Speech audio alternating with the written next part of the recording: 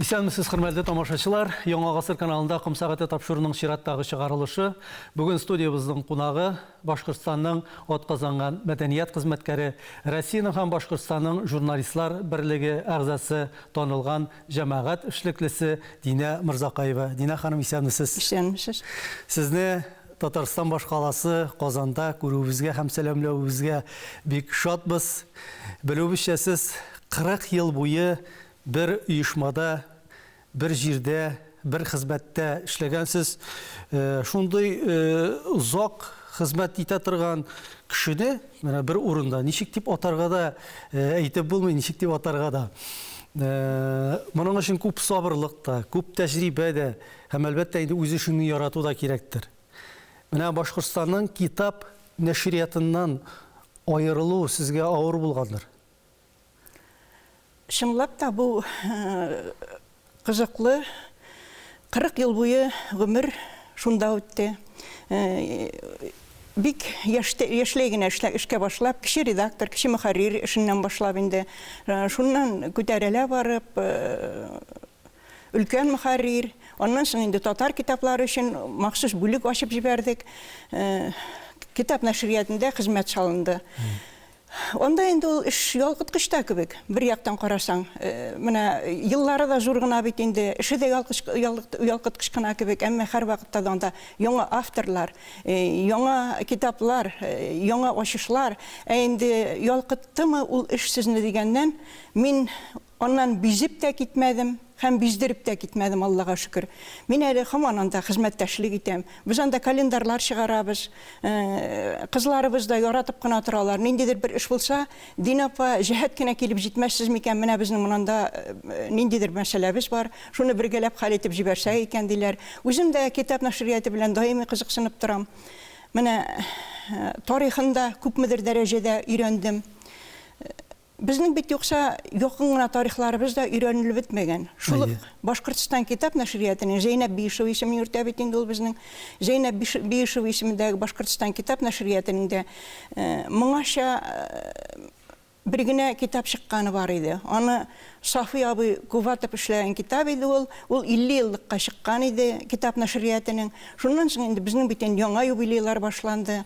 Һәм менә иптәшләр тәкъдим иттеләр. 90 еллыкка салдырак китап, күреклерәк китап эшлик әле дип.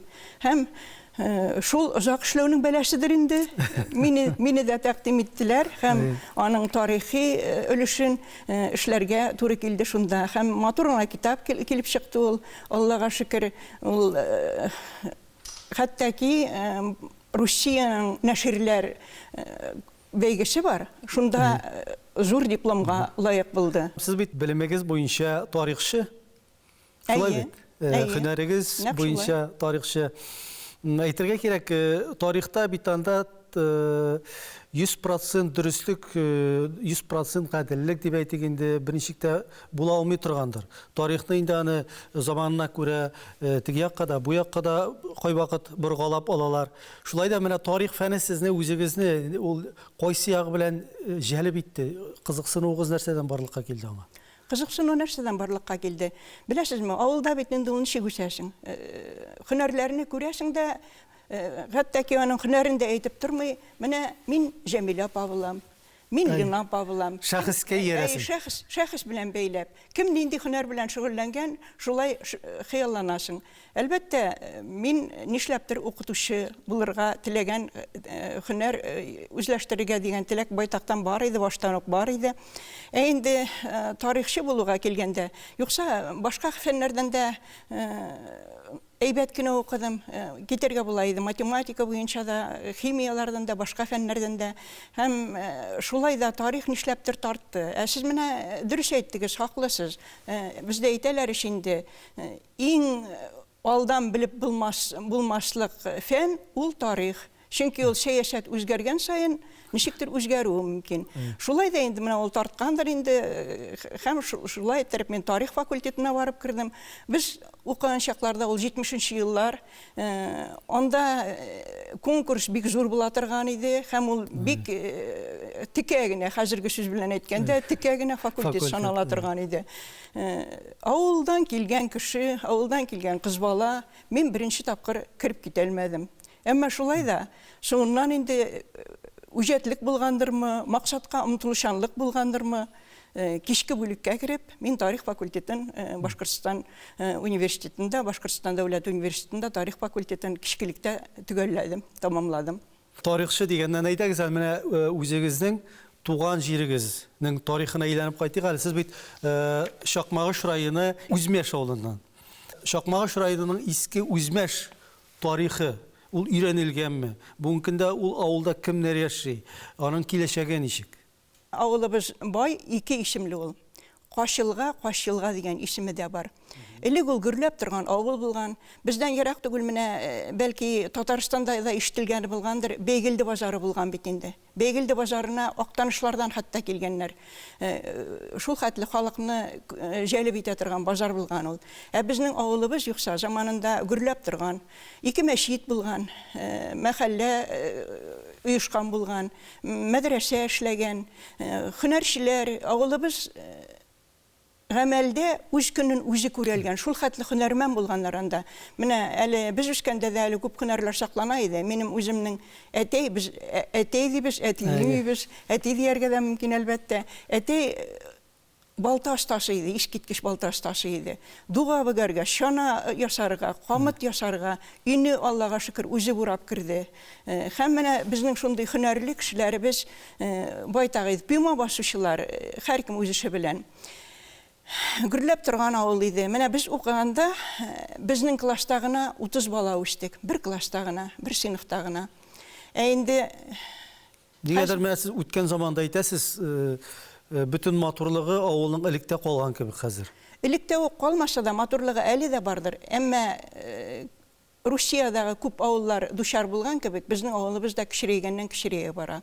Хәзер анда күбрәк өлкән яшьтәгеләр яши, яшьләр калганнары сирәгрәк. Әмма шулай да бераз яшьләр бар, әмма безнең аннан соң инде колхозыбыз көчле генә. Шуңа күрә авыл әлеге яши, әле утарлар исән. Тарихка килгәндә, менә гаҗәп кенә бер хәл, башка әллә ни зур тарихлар язылмаган. Безнең бер кыз балабыз студентка, әле кичәге студентка дип әйтергә мөмкин, аны Башкортстан дәүләт университетын төгәл тамамлады ул, филология факультетын, Гөлназ Муллаянова. Шул үз теләге белән безнең күпмедер тарихыбызны өйрәнеп, китап язды. Ул китап инде гыйльми хезмәтләргә дәгъва итәрлек түгел, әмма шул хәтле матур иттереп язылган, анда матур иттереп бирелгән, безнең андагы нәселләребезнең тарихы, шәҗәрәләрнең тарихы, колхозлашу еллары, аннан сугыштан соңгы еллар, алар инде күбесе әлбәттә уртак кайсы бер авылларда, әмма барыбер монда үзенең төсмерләнешләре белән матур иттереп шундый бирелгән китап. Менә сез шәҗәрә дип әйттегез. Башкортстанда авыл тарихларын өйрәнеп, шәҗәрә бәйрәмнәрен үткәрү традициясе бар. Һәм кай вакытта менә шушы бәйрәмнәрдән соң бу татар авылы дип йөргән авыллар да кай вакыт башкорт авылына әйләнеп кала. Менә мондый күренешкә сез нәрсә дип әйтерсез? Булган бит инде заманалар. Мөхлисә Буби дигән шәхесне искә алыйк. Диварга терәп, күкрәгенә мылтык терәп, иманын сат дигәннәр. Оннан килеп Шәһибҗамал Волжская, безнең оешмабыз аның исем йөртә. Муллалар артыннан куып, таяклар белән ыргытып, куркытып, сәнгатеңне ташла дигәннәр. Бик яхшы башкорт язучысы бар, Хәдия Дәүләтшина. Роман, Ыргыз романы, беренче башкорт телендәге романны ул язган.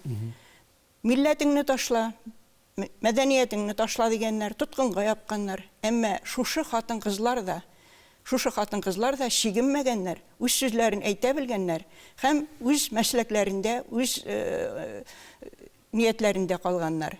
Инде әйтәләр ич, Күш дип әйтә белмәгән кемсәнең күзен карга шукыр диләр.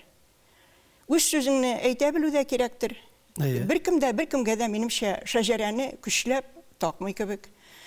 Әгәр инде шәҗәрәне өйрәнәләр икән, кан тамырлар кайдадыр бергә тәңгәл килә икән, һич кенә дә зыян юк. Безнең бит ул Башкортстан күп милләтле, чынлап та. Бу менә буш сүз түгел. Чынлап та ул күп милләтле. Катнаш никахлар, катнаш авыллар. Катнаш авыллар, катнаш никахлар. Күп кенә авыллар бар, очлары белән атап йөртеләләр. Бу башкорт эше, бу татар эше. Әмма алар очлары хәзер ишка берсе-берсенә бәйләнеп, очлары ишка ялганып, укмашып бергә бер бүтенгә әйләнгән авыллар да бар. Шулай да менә төгәллек дигәннән менә бу тарих мәсьәләсендә инде шулай бит. Бәлки менә бу бәхәсләргә урын калдырадыр безнең бу җирлекләрнең әле тарихлары тиешле дәрәҗәдә, фәнни дәрәҗәдә өйрәнелмәүдә. Ягъни безнең бит хәвәскәр тарихчыларыбыз да бар, бәлки аларның мәгълүматлары җитенкерәмидер. Бу авылның шын тарихын, аларга кемнәр нигез салганын ачыклап бирергә. Менә әле бу көннәрдә генә ялгышмасам Уфада төбәкте өйрәнүчеләрнең форумы булып узды. Альберт Борханов җитәкчелегендә тарихчы инде. Менә анда яңгыраган бер фикер, татар авылларының күбесенең әле тарихы өйрәнелмәгән. Китаплары юк, дөресен әйткәндә, һәм максат итеп куялар һәр авылның үзенең тарихын чагылдырган китапларны булдыру. Ялгышмасам, менә Башкортстанда 1500 тирәсе татар авылы бүгенге көндә исәпләнә, алар турында язылган китаплар 50-дән артмый, күрәмсең. Бәлки менә шушы юнәлештә тарихи чыганакларны барлап китаплар чыгару өчен җай ясалырга кирәктер, төбәк тарихын өйрәнүчеләргә дә активрак булырга кирәктер, бәлкем бу мәсьәләдә. Сез хаклы, әлбәттә. Һәм монда тарихларны, авыл тарихларын өйрәнүгә килгәндә, татар авылларын гына түгел, гомумән авылларны өйрәнгәндә бик әйбәт булыр иде. Чөнки тарихыбыз менә без сезнең белән алдан ук әйтеп киттек бит инде, килешеп үттек, күп җәһәттән кайсы бердә бозылып күрсәтелгән.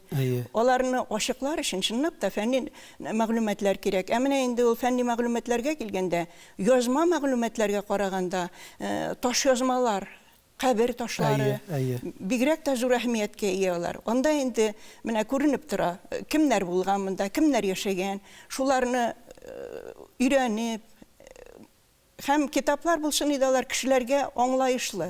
Чөнки без кулланырга хәзер кулланучылар җәмгыяте бит. Без артык уйланырга да бәлки яратмыйбыздыр хәзер. Безгә әзер кирәктер бәлки. Шуңа күрә безнең галимнәребез өйрәнсеннәр иде, һәм өйрәнү генә түгел, уртак фикергә килергә кирәктер. Менә әле күптән түгел генә бик югары кимәлдә без алар белән талашмаячакбыз дигән фикер әйтелде. Бу бит бик дөрес фикер. Чынлап та беркем белән дә талашырга кирәкми. Һәм мин моны әйтер идем, хәтта үзебезгә иң беренче татар белән татар талашмасын иде.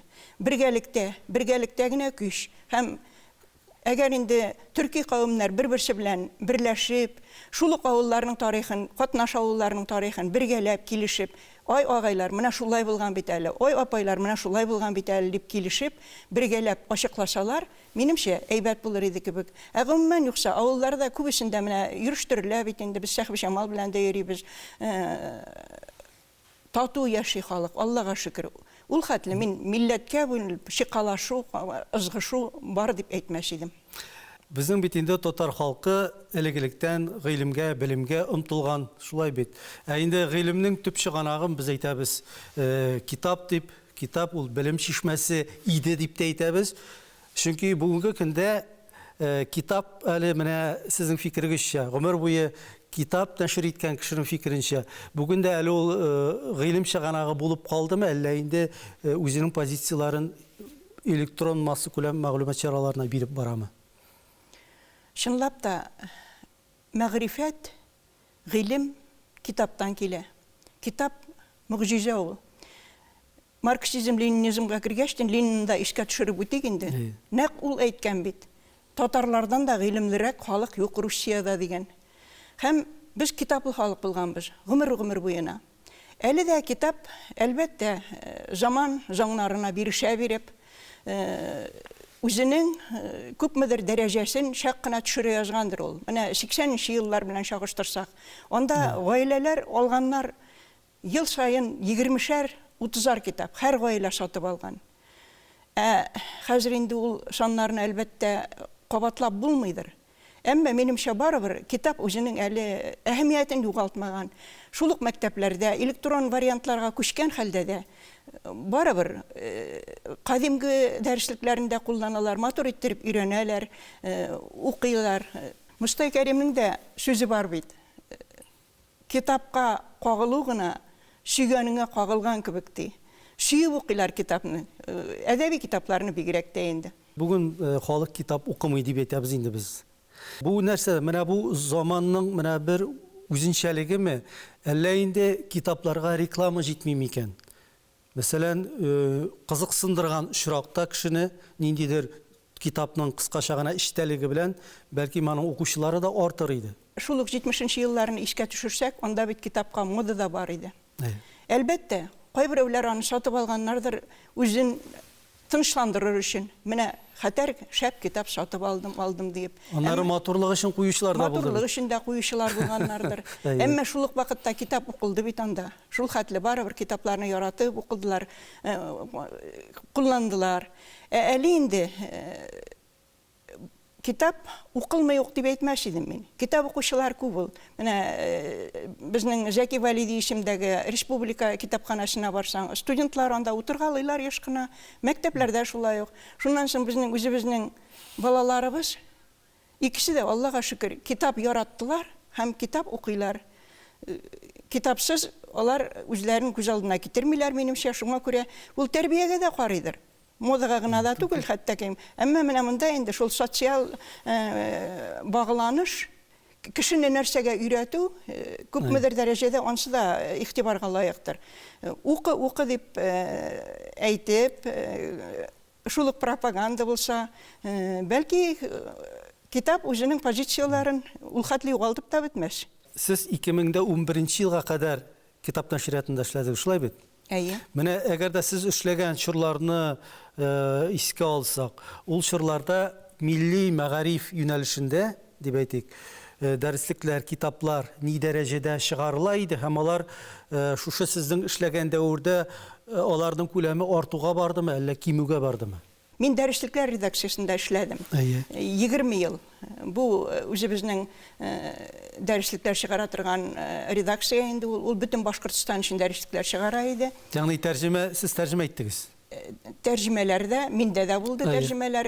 Булар инде рус теленнән чыккан китапларны, рус телендә чыккан китапларын тәрҗемәләп бирдек без үзебезнең укучыларыбызга. Инде үзебездә эшләнгән дәреслекләрдә шул ук башкорт мәктәпләре өчен, шул ук татар мәктәпләре өчен, татар мәктәпләре өчен ныклап кына менә китаплар чыгарыла башлады. Безнең секторыбыз ачылды 93 елда. Ул бит инде без әйтәбез менә үзгәреш еллары дибез. Чынлап та алар үзгәреш еллары булды. Аларны гел каһәрләргә дә кирәкмидер. Аларда әйбәт кенә яңалыклар, матур гына яңалыклар булды. Бигрәк тә Башкортстан татарлары өчен. Менә безнең сектор оешып китте 93 елда. Шул ук вакытларда чак кына алдарак булырга мөмкин, чак кына арттарак булырга мөмкин. Безнең телевидениедә искиткеч матур тапшыру Рәйхан башланды. Өмет газета чыга башлады. Тулпа журналы оешты. Нур театры соңгарак сапка кирде. Менә шулай иттереп безнең мәдәниятебез ярайсы гына үсеш алды. Дәреслекләргә килгәндә, татар мәктәпләре өчен безнең Башкортстанның баштагы мәлдә чыгып килде уку кулланмалары, класстан тыш уку китаплары, уку кулланмалары безнең бик матур иттереп, шундый җылы иттереп, Башкортстан туган җир генәм дип атала иде. Анда инде менә без ул өстәмә рәвештә уку әйберләре керә бит инде, әсәрләре керә. Әдәбият керә. Шулардан иң яхшы авторлардан файдаланып төзелә иде алар. Сезнең ирегез шулай ук журналистика өлкәсендә эшләгән кеше, китаплар авторы. Сез дә шушы журналистика тармагында дип әйтергә кирәк, китап дөньясында. Балаларыгыз берсе, ялгышмасам, инженер һөнәрен сайлаган, икенчесе икътисадчы бугай. Алар менә бит инде сезнең сукмактан китмәгән кебек. Без ни өчендер менә үзебезнең балаларыбызны нәк үзебезнең дәвамчыларыбыз итеп күрергә телибез. Алар безнең юлдан гына ипләп кенә, атлап кына, тапап кына барсыннар да, без кушканны гына эшләсеннәр. Әмма без аларны дөньяга яралтканбыз икән, дөньяга гомер биреп дөньяга җибәргәнбез икән, бүләк иткәнбез икән, аларның шәхси фикерендә, шәхси омтылышларында күз алдында тотарга тиешбез. Менә аларның шәхси омтылышлары шулай булды. Улыбыз математиканы нык сайлап, компьютер заманы бит инде. Практический математика, гамәли математикадан нык мугып, шул һөнәре буенча китте. Ә кызыбыз инде икътисадчы һөнәренә лайык булды. Әйтегез, алар нинди телдә белем алдылар? Алар 20-нче Башкорт мәктәбенә йөрделәр, гимназиягә йөрделәр. Чөнки ул вакытта безгә иң уңайлы мәктәп шул иде. Ул бик тәртипле, анда безнең нәрсәсе белән уңайлы булды ул тагын. Анда эштәбез бит инде икебез дә. Анда көне буена баланы калдырып була. Алар дәресләрен әзерлиләр, матур иттереп аралашалар шунда, һәм укырга да уңайлы. Аларның менә сезнең гаилә теле өйдә Гаилә теле мин үз телемдә, Аллага шөкер, әтиләре үз телендә. Ягъни татар, башкорт. Әйе. Сездә ике дәүләт теле санала инде. Гаиләбездә ике дәүләт теле. Балаларыгыз? Балаларыбызда да ике дәүләт теле. Ягъни сез бүгенге көндә ким дигәндә 3 телне беләсез. Әмма алар күбрәк 3нче дәүләт телен хуп күрә башлыйлар. Безнең балалар гына түгел, башка балалар да. Инглиз теле дөнья масштабындагы кирәкле тел, тегендә чыксаң да, монда чыксаң да, эшкә урнашсаң да, аның кирәге чыга. Ягъни балада стимул бар телне өйрәнергә. Ә менә шул ук татар теле, башкорт теленә килгәндә стимул калдымы әле балаларга? Әлбәттә, стимул монда бик әз. Күп димәш идем мин аны. Бәлки бик әз дә дип булмыйдыр. Әмма монда күбрәк әһәмиятне рух омтылышы, кан омтылышы, кан хәтере шулар уйлыйдыр мөгаен. Кызганычка каршы, үзегез беләсез, ул хәзер инде мәктәпләрдә дә җентекләп өйрәнү авыр ана телен. Туган телләрне ихтиярыга, укытуны ихтиярыга калдыруны сез үзегез шәхсән ничек кабул иттегез? Аны дөрес дип саныйсызмы? Моны күп кенә җәмәгатьчелек кире кабул итте. Әмма бу шулай кабул ителде. Димәк, без күпмедер дәрәҗәдә үзебезнең фикерләребезне депутатларыбыз аша, хөкүмәтебез аша күрсәтә алмаганбыз булып чыга. Дина ханым, сез нәшриятта озак кына еллар Башкортстан халыклары әдәбияты бүлеген җитәкләгәнсез. Менә Башкортстан халыклары дигәндә без нинди милләтләрне күз алдына китерәбез? Башкортстан халыклары бездә 100дән артык милләт бит инде ул. Әмма һәркайсы белән һәркайсы өчен дә китап чыгарып булмый, әлбәттә. Башкортстан халыклары әдәбияты дип атадык без аны. Чөнки менә безнең дәврдә әйткәндәй менә баш книга булган, иң беренче вакытларда, менә бу 20нче елларда. Ул вакытларда да бездә күп телдә китаплар чыгарылган. Күп телдә дигәнем инде ул бик күп тә түгел инде. Әмма марий телендә, чуаш телендә, рус телендә, татар телендә, башкорт телендә китаплар дөнья күрә килгән. Инде безнең дәвргә килгәндә, менә шу 90нчы еллардан соң безнең секторыбыз аша марий телендә, чуаш телендә, удмурт телендә китаплар дөнья күрде. Бүгенге көндә менә бу милләтләрнең дип әйтик, сез эшләгән чордагы чыгарылган китаплар, алар бүгенге көндә дә менә шундый уңыш белән чыгып киләләрме, әллә кимүгә барамы башка халыкларның телләренә күчерелгән китаплар?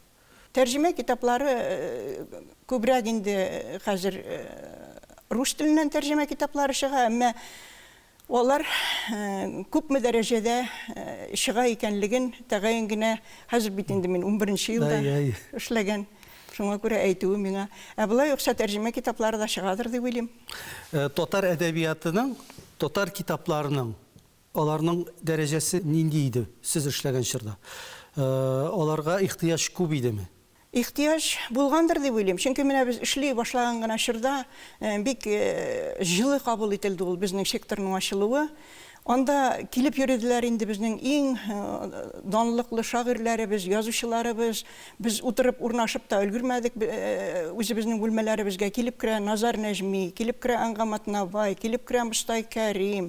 Һәр кайсысы хуплап шунда ниндидер киңәшләр биреп, өметләнеп, татар китапларының бәясен бәлки шуннан да күренгәндер. Безнең иң беренче чыгарган китапларыбызның берсе изгелек сукмагында дип аталды. Без анда Башкортстанда иҗат иткән барлык язучыларыбызны да кертергә тырыштык. Менә шунда нәкъ Мостай Кәримнең үзенең килеп, үзенең юллап, менә шушы хикаямны кертик әле дип, ул вакытта безнең Михаил Зайцев иде, кала башлыгы. Аңа багышлап язган хикаясын тәкъдим итеп, үзе хәстәрләп йөргән иде.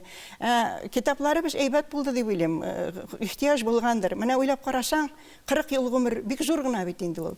Без эшли башлаганда иҗат иткән, гөрләп иҗат иткән шагыйрьләребез, әдипләребез бакыйлыкка күчте. Ул вакытта әле яңадан гына башлап, безнең менә Акчарлак дигән альманах бар. Анда инде безнең яшь язучылар мөнбәре дип атыйбыз без аны. Шунда алар тәҗрибә туплыйлар, шунда кертәбез без аларны. Шунда тәҗрибә туплап үскәннәр инде хәзер Олпат агайлар булдылар, Олпат абыйлар, Олпат апалар булдылар. Китаплар булай алына, ихтияҗ зур, шират көтелә китап чыгарырга. Китапны чыгарырга инде бик каты иләк аша үткәрелә бездә. Безнең бит инде эшли, үзебездә Башкортстан язучылар берлеге янында эшли татар телле язучылар берләшмәсе. Аны безнең бик талантлы шагыйрь, яшь шагыйрь Нурлан Ганиев җитәкли. Әле анда 47 кеше исәптә тора. Әмма ул исәптә тора дигәне инде ансаның рәсми рәвештә әйтелгәне. Юкса булай язучыларыбыз, шагыйрьләребез бихисап һәм шуңа күрә әсәрләрен, китапларын чыгарырга теләгәннәр дә бихисап. Иң беренче тикшерү үтәләр язучылар берлегендә. Аннан соң инде әгәр китап хупланса, китап нәшриятына килеп, китап булып чыга менә бу китаплар. Ягъни ул дәүләт хисабына чыгарыла инде. Бу нәкъ дәүләт исәбенә чыга һәм әлбәттә дәүләт исәбенә чыккач, ул күпмедер дәрәҗәдә дәүләт сәясәтен дә үткәрә китап нәшрләүдә. Чөнки бу аннан башка мөмкин түгел. Шуңа күрә иләк тә ныграк була безнең китап нәшриятында чыгарган китапларга. Шуңа күрә әйтәләр инде җүнле китап тик Башкортстан китап нәшриятында чыга. Үз нәшр китаплар чак кына арттарак каласымак кебек. Бу ансы да инде бик түгел. Чөнки үз нәшр белән дә чыгалар күп китаплар. Бөтен кеше дә эләгәлми планга. Сез менә бер шагыйрьләрне, язучыларның исемнәрен атап киттегез. Шулар арасында менә безнең бит ике халык, ике милләт арасында уртак язучыларыбыз, уртак шагыйрьләребез бар дип әйтәбез. Мәсәлән, Мәҗит Гафурийны, Шәйхзада Бабичны да без аларны менә татар башкорт язучылары, татар башкорт шагыйрьләре дип атыйбыз. Әйтегез әле, менә булай дип атарга, әйтергә аларга нинди җирлек бар? Без аларны нинди үзенчәлегеннән чыгып, менә алар ике милләтнең дә менә әдибе дип әйтәбез без аларны. Чөнки алар иң беренче әдәбиятка хезмәт иткәннәр. Һәм ул милли әдәбият булган, татар милли әдәбияты, башкорт милли әдәбияты. Әгәр инде без аларны бүлгәли башласак, ике якка яра башласак, ул бер нәрсәгә дә китермәячәк дип уйлыйм. Чөнки менә шул ук Назар Нәҗмине без кем шагыйре дип кенә атарга тиешбез. Ул Башкортстанда яшәде. Башкортстан мәдәниятен үстерде. Башкортстан әдәбиятына хезмәт итте. Һәм шул ук вакытта ул татар әдибе. Шуңа күрә мин монда ничектер кешене бүлеп карауны кыенсынам. Шыңгыз Айтматовны кем әдибе дип атарга? Кыргызныкы гына дип атаргамы? Ул хәзер дөнья күләм әдәбиятники. Менә сез искә алган Назар Нәҗми дигәндән мин сезнең якташыгыз Галимҗан Гыйльман белән шулай сөйләшеп утырганда шушы шәхес турында сүз чыккачыннан ул шундый бер фикерен әйткән иде, истә калган. Менә аның белән аралашкан чорыннан Назар абыйның шулай әйткән сүзе бар: "Мин милләтем белән башкорт, туган телем татар" дип әйткән булган ул. Ягъни менә шул кадәр теге bir-берсенә инде бериккән, ике милләтнең менә шул үзенчәлекләре, теле һәм милли үзаңы дип әйтик, әйеме? Аны берничек тә инде аерып алып булмый торгандыр. Башкортстан язучылар берлегендә татар әдәбиятчыларының бүлеге эшләп килә. Белүемчә, бүгенге көндә менә татар телле язучыларның кайберләре Башкортстан язучылар берлегендә дә, Татарстан язучылар берлегендә дә әгъза булып торучылары бар. Ике берлектә дип әйтик инде.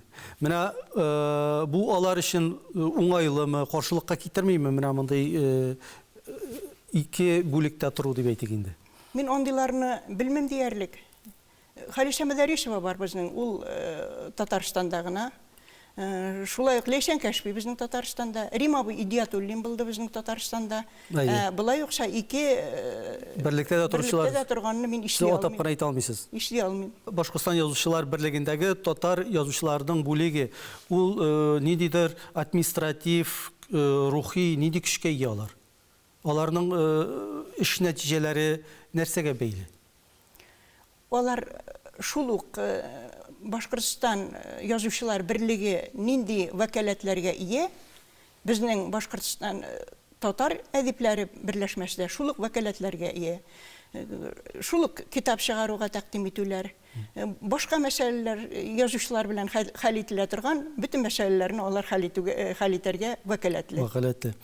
Нәшрияттан киткәннән соң сез җәмәгать эшенә бик актив кирип китәсез, шулай бит. Һәм шуның бер күрсәткече Башкортстанда татар хатын-кызларының Сәхиб Җамал оешмасын җитәклисез. Менә татар хатын-кызлары башка милләт хатын-кызларыннан нәрсәсе белән аерылып торалар? Җитәкләү турында әйткәндә һәм Сәхиб Җамалның оешу турында әйткәндә, Сәхиб Җамал оешмасы ул безнең күпкә алдарак оешкан. Быел ул безнең 20 еллыгын билгели. Аның беренче рәисе Ягудина Гөлҗиһан Җәләлетдин кызы булды. Ул менә шул Сәхиб Җамалга гашык булып, аның рухына иярергә тырышып, шундый исем кушкан, оешманы оештырган вакытта. Мин инде аңа кушылып, катнашып йөрдем һәм мин оешманы җитәкләдем 18 елның азагына хәтле. Аннан соң инде мине кабул ителгәнчә шәрәфле рәис дип калдырдылар.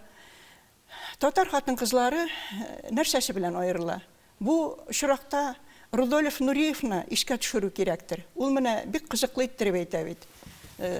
Үзенчәлекләре бар, каннары да шәбрәк йөгерә кебек, хәйләкәрлекләре дә бар сымак. Менә шундыйраклардыр инде алар. Булай юкса, әйтәләр, ул Төрек якларында да, Үзбәкстан, Шәриф якларында да бар. Татардан кәләш алсаң уңасың дигән сүз бар. Башка милләт хатын-кызларының менә шушындый оешмалар бармы, юкмы? Бездә оешмалар байтак. Менә хатын-кызлар оешмалары дигәннән, хәтта 20нче гасырда да, әле Ленинградта, ул вакыттагы Петербург бит инде хатын-кызлар бик оешып җитмәгәндә, безнең үзебездә Мәрьям Акчурина ханымнар бик матур Уфа ханымнары дигән оешма оештырып җибәрәләр. Ханымнар әүдем бездә. Ягъни бу менә мондый бердәмлек дип әйтик, күбрәк безнең татар хатын-кызларыбызга хас.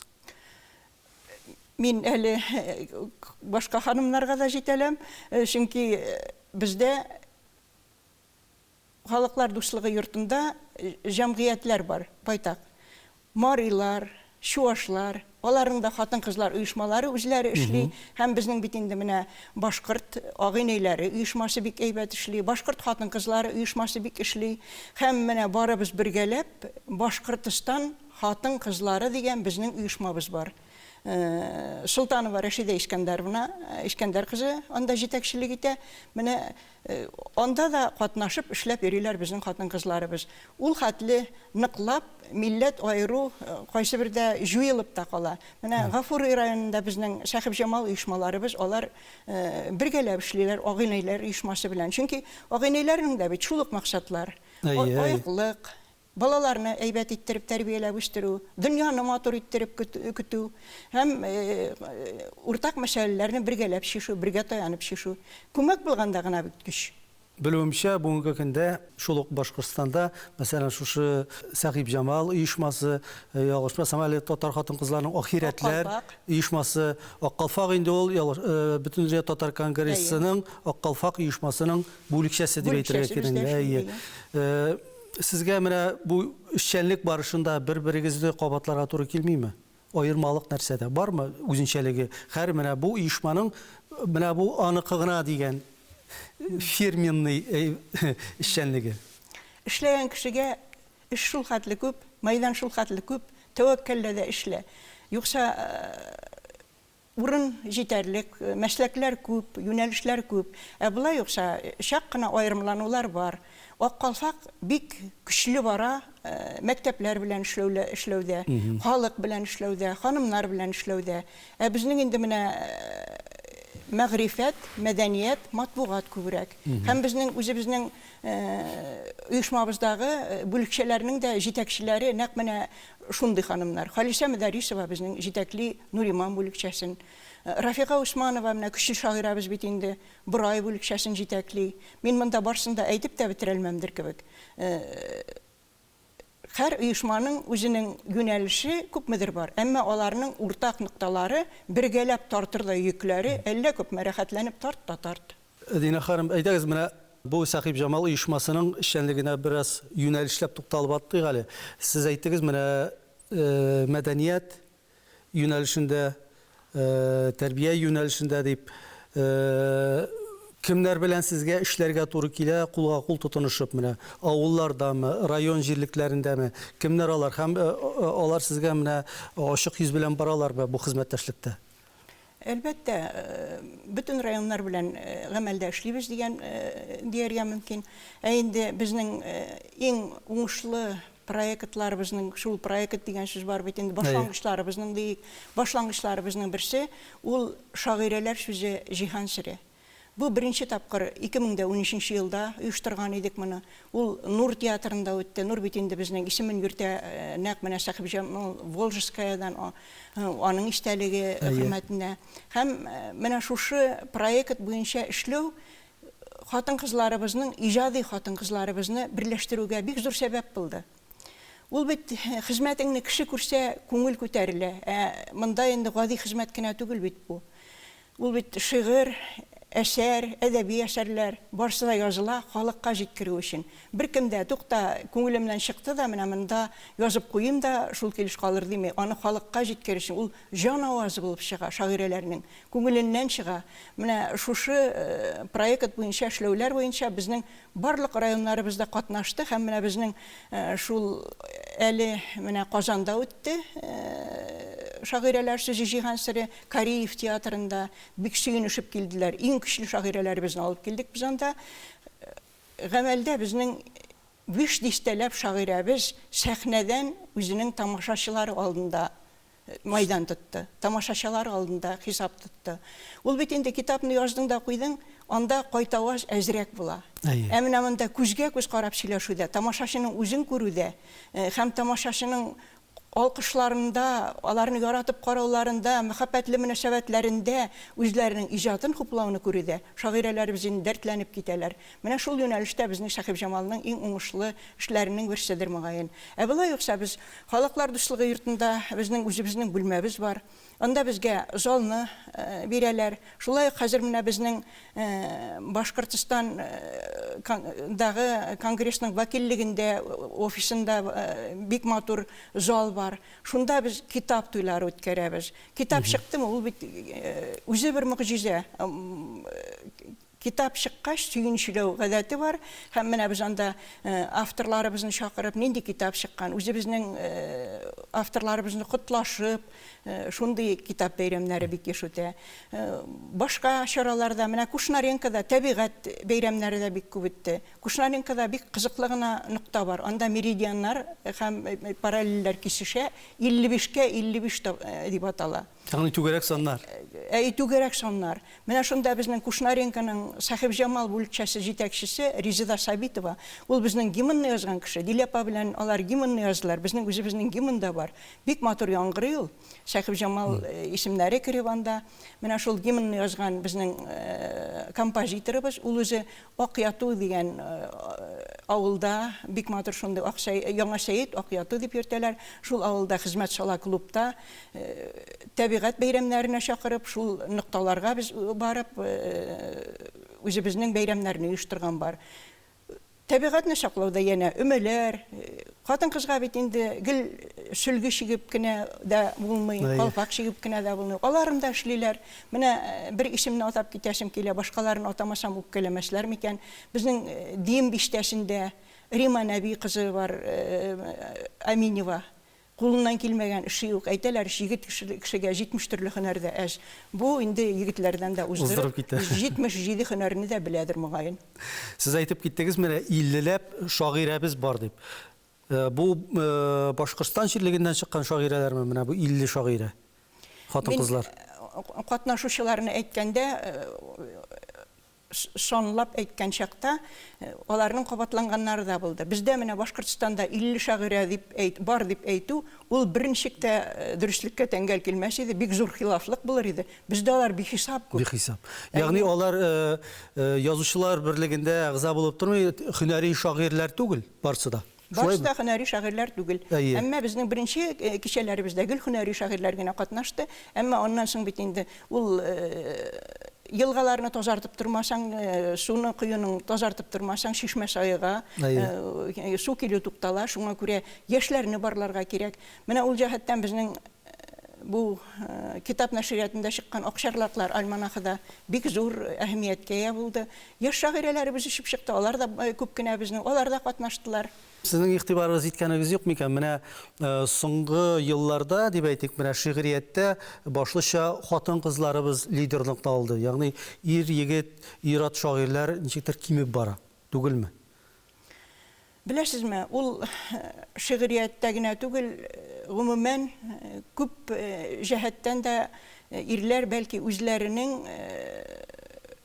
рольләрен дип әйтимме, үзләренең бурычларын димме, җиңел генә хатын-кызларга әзрәк аударырга маташу сизелми микән дип уйлап куям мин үзем. Чөнки менә уйлап карасак, шулык ишкә алдык бит инде. Мин кайбер шагыйрьләребезне әйтеп киттек. Искиткеч абыйлар бер-берсе белән дә бәхәсләшеп, шундый әдәби мөхит кайнап тора иде. Хәзер әдәби мөхит тә чак кына сүрелгән сымак булып китә кайсы бердә. Хатын-кызлар да чынлап та күбәйгән сымак булып китә. Шулай да безнең ир-егетләребез дә бар. Инде хатын-кызлар һәм ир-атларның кайдан инде роле дигән мөнәсәбәткә килгәндә, монсы да мин анык кына әйтә алмыйм. Кайда дөрестлек, кайда хак, кайда нахак дигәндәй. Чөнки Рим менә Идиатуллинның бер шигыре бар. Ул ир-атларга атап яза инде аны. Иптәшләр, әйдәгез хатын-кызларга урыннарыбызны бирсәк, арурак булмас микән ди ул. Менә Маргарет Титчерны искә ала ул. Ару гына дәүләт белән идара итәләр, илләре дә алга китә. Без әллә бирешә башладыкмы дигән шигыре бар аның. Бәлки чынлап та ул да хаклы булгандыр. Ниндидер бирешү ир-атлар ягыннан бәлки бардыр да. Бу нәрсәгә бәйле? Заманы шундый моның ничек аңлатырга була менә бу күренешне? Бу психология белән генә аңлатыла торгандыр. Мин психолог түгел, кызганычка каршы. Хатын-кызлар минемчә авыррак вакытларда батыррак булып кала беләләр. Алар тәвәккәлрәк була беләләр. Менә ана казның баласын саклаганын күргәнегез бардыр. Менә дәвамны саклау, балаларыңны сакларга тырышу, нәселеңне сакларга тырышу, илеңне кутайтып, илеңне битәйтеп, илеңдә имин яшәргә тырышу хатын-кызларга минемчә күбрәк хас. Шуңа күрә менә җәмгыятьтәге вазифаларда хатын-кызның роле әллә ни сизелеп бармаса да, барыбер тормышта хатын-кызның роле зурдыр.